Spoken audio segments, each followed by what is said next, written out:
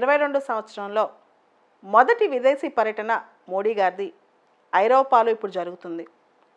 ముఖ్యంగా Russia Ukraine పైన దాడి చేసిన తదనంతరం మోడీ గారి ఈ మొదటి విదేశీ పర్యటన ఇప్పుడు చాలా ప్రాముఖ్యత సంతరించుకుంది. మోడీ గారు 3 దేశాల పర్యటనలో ఉన్నారు ఐరోపాలో. జర్మనీ, డెన్మార్క్ మరియు ఫ్రాన్స్. జర్మనీ దేశం, డెన్మార్క్, ఫ్రాన్స్ ఈ 3 కూడా ఇప్పుడు చాలా న్యూస్లో ఉన్నాయి. జర్మనీ విషయానికి వస్తే జూన్ చివరి వారంలో జర్మనీలో G7 సదస్సు జరగబోతోంది. జర్మనీ ఈ సదస్సుకి భారతదేశాన్ని ఇన్వైట్ చేయబోతుందా లేదా, స్పెషల్ గెస్ట్గా లేదా అనేది చాలా డిస్కషన్ అయింది. చివరికి జర్మనీ ఇండియాని ఇన్వైట్ చేసింది. ఇది గొప్ప విషయమే చెప్పొచ్చు. ఆ తర్వాత డెన్మార్క్, ఆర్క్టిక్ రీజియన్లో కానీ నార్డిక్ రీజియన్లో కానీ ఐరోపా రాజకీయాల్లో డెన్మార్క్ది కీలక పాత్ర. డెన్మార్క్ ఇండియాకి చాలా అవసరం. ఆ తర్వాత ఫ్రాన్స్లో ఈ మధ్య ఎలక్షన్స్ జరిగాయి. ఇమ్మాన్యుయల్ మ్యాక్రాన్ ఫ్రెంచ్ ప్రెసిడెంట్గా 2వ సారి ఎలక్ట్ అయ్యారు. ఆయన కంగ్రాచులేట్ చేయడానికి కూడా మోడీ గారు ఈ విజిట్ చేయనున్నారు. సో ఇవన్నీ కూడా చాలా ఇంపార్టెంట్ అంశాలన్నమాట. అయితే పిఎం మోడీ గారు జర్మనీలో ఛాన్సలర్ని కలిశారు. అక్కడ ముఖ్యమైన బిజినెస్ ఫోరమ్స్లో బిజినెస్ పార్ట్నర్స్తో ఇన్వెస్ట్మెంట్స్ గురించి మాట్లాడారు. ఆ తర్వాత ముఖ్యంగా ఆయన డెన్మార్క్లో ఆయన చేసిన పనులన్నీ కూడా చాలా న్యూస్లోకి వచ్చాయి. ఈరోజంతా అన్ని న్యూస్ పేపర్లో. భారత్ సంతతికి చెందిన ప్రజలు డెన్మార్క్లో ఆయన్ని కలిశారనమాట. కలవంగానే ఆయన ఒక మంచి అద్భుతమైన స్పీచ్ కూడా ఇచ్చారు. రాష్ట్ర దూత్గా వాళ్ళందరూ మారాలని మోడీ గారు పిలిపించారు. రాష్ట్ర దూత్ అంటే భారతదేశానికి ప్రతినిధులుగా, భారతదేశానికి రిప్రజెంటేటివ్స్గా డెన్మార్క్లో ఉన్న భారతీయులందరూ తయారవ్వాలని మోడీ గారు వాళ్ళందరికీ పిలిపించారనమాట. ప్రతి ఒక్క ఇండియన్, అక్కడుండే ఇండియన్ వాళ్ళ డెన్మార్క్ ఫ్రెండ్స్ ఒక్కొక్కరిని 5గురిని భారతదేశానికి వచ్చేలా చూడాలని, భారతదేశం యొక్క కల్చర్ గురించి చెప్పాలని, భారతదేశంలో విభిన్న భాషలు, విభిన్న ప్రాంతాలు ఉన్న సంస్కృతి ఒకటేనని చెప్పి ఆయన అక్కడ ప్రబోధించారు. దానికి మోడీ గారు ఒక పేరు కూడా ప్రస్తావించారు. చలో ఇండియా ప్రోగ్రామ్ అని చెప్పి ఒక పేరు కూడా ప్రస్తావించారనమాట. తర్వాత మోడీ గారు ఎప్పుడైనా సరే కొన్ని స్పెషల్ ట్యాగ్ వర్డ్స్కి చాలా ఫేమస్, మనకు తెలుసు. ఫోమో అని చెప్పి ఒక పదం వాడారు, FOMO. ఫోమో అంటే fear of missing out. India చాలా హ్యాపీనింగ్ కంట్రీ. ఎవరైతే ఇప్పుడు ఇండియాలో ఇన్వెస్ట్ చేస్తారో వాళ్ళు గ్రేట్ అవుతారు. Make in India, digital India లాంటి ప్రోగ్రామ్స్ బాగా హైలైట్ అవుతున్నాయి. ఇండియాకు ఇన్వెస్ట్ చేయొచ్చు ఇండియాలోకి వచ్చి, లేకపోతే మీరు మిస్ అవుతారేమో. ఫోమో అనే ఒక ట్యాగ్లైన్ కూడా మోడీ గారు తయారు చేశారు. తర్వాత మనందరికీ తెలుసు ఆయన ఎక్కువ వాడే పదం LIFE, లైఫ్ అంటే life style for environment to improve our planet. దీని గురించి కూడా ఆయన ఈ విజిట్లో ప్రస్తావించారు. తర్వాత మోడీ గారు India is a gateway for major digital market, ప్రపంచంలో అతిపెద్ద డిజిటల్ మార్కెట్గా ఇండియా తయారవుతుందని ఒక అద్భుతమైన మాట మోడీ గారు ఈ విజిట్లో చెప్పారనమాట. మొత్తం ఈ 3 దేశాల విజిట్లో నాకు చాలా నచ్చిన మాట ఇది. If India achieves, you should understand that 1/5 of the planet is achieving అని. If India achieves, you should assume that, you should understand that 1/5 of the planet is achieving. అంటే ఈ ప్లానెట్ మీద ఉన్న 1/5 వంతు జనాభా దీన్ని అచీవ్ చేసినట్టు. అంతే కదా, దాదాపు ప్రపంచ జనాభాలో 17% భారతదేశంలోనే ఉన్నారు. ఆయనకంట ఇతర దేశాలకు వెళ్ళినప్పుడు ఆ దేశాల యొక్క అధ్యక్షులు కానీ ప్రధానులు కానీ భారతీయులు ఈ దేశంలో ఈ విధంగా అచీవ్ చేశారని చెప్పినప్పుడు చాలా సంతోషం అనిపిస్తుందంట. Not only in Indian diaspora outside వాళ్ళు చేసే పనులు, దాదాపు 2.5 కోట్ల మంది భారతీయులు ప్రవాస భారతీయులుగా అనేక దేశాల్లో ఉన్నారు. వాళ్ళందరినీ కలిపితే ఒక చిన్న దేశమే అవుతుంది అని చెప్తున్నారనమాట. సో ఇది కూడా అద్భుతమైన అంశం అని చెప్పొచ్చు. తర్వాత మోడీ గారు ఇండియా డెన్మార్క్ బిజినెస్ ఫోరంలో కూడా మాట్లాడారు. తర్వాత మోడీ గారు ఇండియా నార్డిక్ సమ్మిట్లో పాల్గొన్నారు. 2nd ఇండియా నార్డిక్ సమ్మిట్ అనమాట. ఇది కూడా చాలా ఇంపార్టెంట్ ప్రిలిమ్స్ ఎగ్జామ్ కూడా. తర్వాత మొత్తం ఈ నార్డిక్ సమ్మిట్లో బ్లూ ఎకానమీ గురించి, అంటే ఓషన్ సంబంధించి వాటికి సంబంధించిన రిసోర్సెస్ గురించి కానీ, వాటికి సంబంధించి యూటిలిటీకి సంబంధించి బ్లూ ఎకానమీ అనే టర్మ్ ఇప్పుడు బాగా బజ్వర్డ్ అవుతుంది. ఓషన్ ఎకానమీని మనం ఎలా హార్నెస్ చేసుకోవచ్చు, ఓషన్ రిసోర్స్ ద్వారా మనం ఎలా మన స్ట్రెంగ్త్ని, ప్రోగ్రెస్ని పెంచుకోవచ్చు, ఎకనమిక్ స్ట్రెంగ్త్ కానీ స్ట్రాటజిక్ స్ట్రెంగ్త్ కానీ, ఇవన్నీ కలిపి బ్లూ ఎకానమీ ఒక టర్మ్ వస్తుంది. తర్వాత రెన్యూబుల్ ఎనర్జీ, ఇన్ఫ్రాస్ట్రక్చర్, ఇన్వెస్ట్మెంట్ ఇవన్నీ కూడా మోడీ డిస్కస్ చేశారు. తర్వాత డెన్మార్క్తో స్మార్ట్ వాటర్ మేనేజ్మెంట్ దానికి సంబంధించి కూడా లెటర్ ఆఫ్ ఇంటెంట్ సైన్ చేశారు. Smart water management, green shipping అనే కాన్సెప్ట్ కూడా తీసుకొచ్చారు. తర్వాత మోడీ గారు రకరకాల అంశాల పట్ల ఒక మినిస్ట్రియల్ ముఖ్యంగా ఎనర్జీ డైలాగ్ అనేది డెన్మార్క్తో తీసుకొచ్చారనమాట. Ministry level energy dialogue.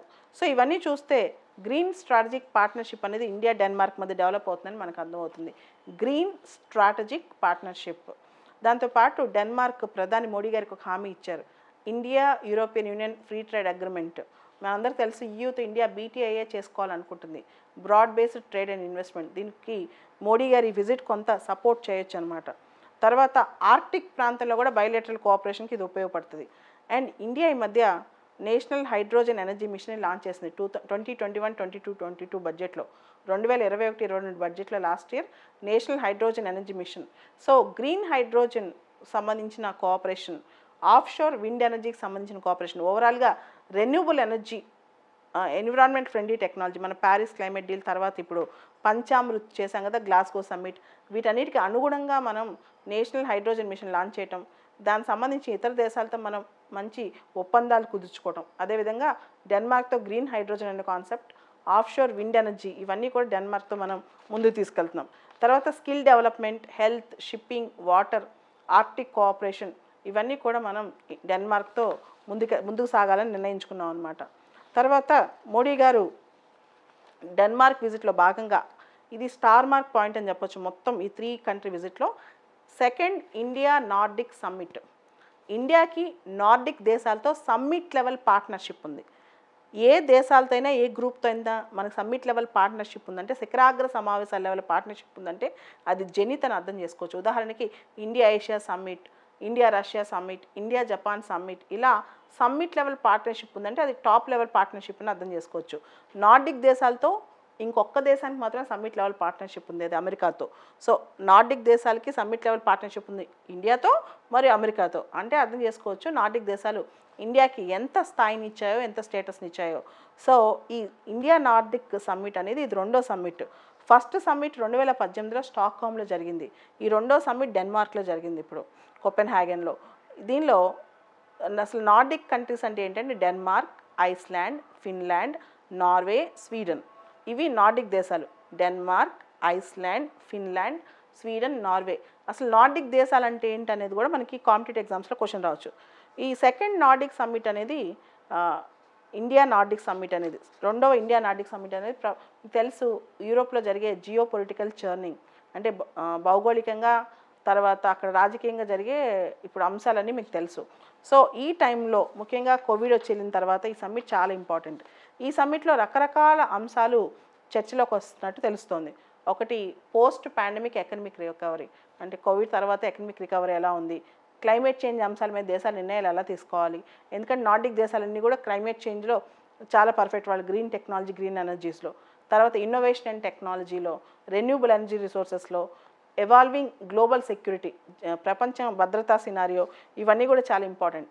ఇక్కడ మనందరికి తెలియాల్సిన అంశం ఒకటి ఉంది. ఇప్పుడు నార్డిక్ దేశాల్లో మనం చూసాం డెన్మార్క్, స్వీడన్, ఇవన్నీ, ఫిన్లాండ్, ఈ దేశాలన్నీ కూడా. అయితే ఫిన్లాండ్, స్వీడన్ ఈ 2 దేశాలు కూడా నాటోలో చేరే ఆలోచన దిశగా సాగుతున్నాయి. ఇప్పుడు ప్రపంచ రాజకీయాల్లో నాటో అనే మాట పెద్ద కాంట్రవర్సీ. సో నార్డిక్ దేశాలైన ఫిన్లాండ్, స్వీడన్ ఈ 2 కూడా నాటోలో చేరే ఆలోచనలు ఉన్నాయి. కాబట్టి ఈ టైంలో 2వ ఇండియా నార్డిక్ సమ్మిట్ అనేది ఒక కొత్త రూపుదిద్దుకొని ఉంది. అంటే ఇట్ ఈస్ మోర్ రిలవెంట్, కొత్త ఆవశ్యకత అనమాట. సో నార్డిక్ దేశాల్లో ఉన్న స్వీడన్ ఒకటి, ఫిన్లాండ్ ఒకటి, ఈ 2 కూడా చేరాలనుకుంటున్నాం. మనకు తెలుసు Denmark, Iceland, Sweden, Finland, Norway Nordic దేశాలు. దీనిలో Finland and Sweden they want to join in NATO అనమాట. సో ఇది కూడా ఇప్పుడు ట్రెండ్ జరుగుతుంది.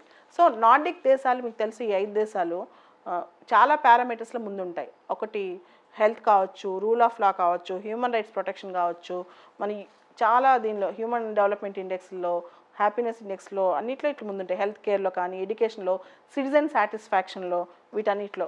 ముఖ్యంగా ఇండియాలో ఉన్న థీమ్స్ ఉన్నాయి కదా, స్వచ్ఛ భారత్, డిజిటల్ ఇండియా, ఇవన్నీ కూడా నార్డిక్ దేశాలతో కొలాబరేషన్ మనకు కొంత ఉందన్నమాట. వాళ్ళకు కూడా ఈ ప్రోగ్రామ్స్ అంటే నచ్చుతాయి, స్వచ్ఛ భారత్, డిజిటల్ ఇండియా.